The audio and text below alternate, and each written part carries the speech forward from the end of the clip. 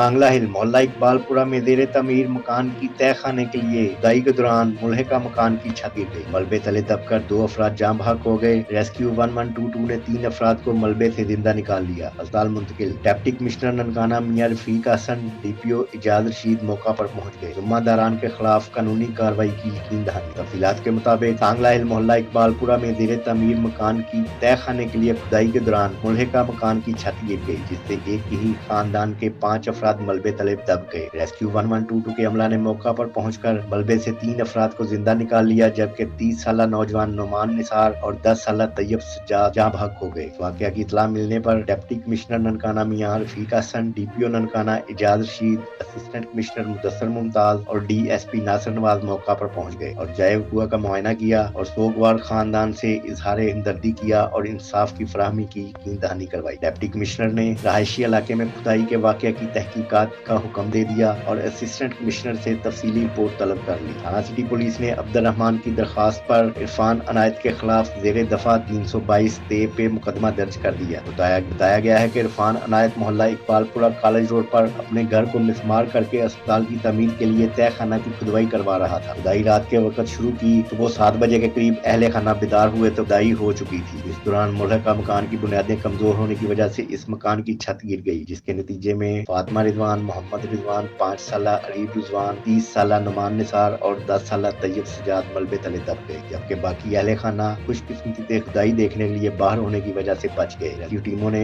मलबे के नीचे से फातिमा रिजवान, मोहम्मद रिजवान, 5 साल अरीब रिजवान को जिंदा निकाल लिया और 30 साल नुमान निसार और 10 साल तैयब सजाद को मुर्दा हालत में मलबे के नीचे से निकाला। डिप्टी कमिश्नर ननकाना और डीपीओ ननकाना ने मीडिया से गुफ्तगू करते हुए कहा कि इंसानी जानों के ज़िया पर इंतहाई अफसोस है। इस वाकया की तहकीकात की जाएंगी और जुम्मेदारान के खिलाफ सख्त कानूनी कार्रवाई की जाएगी।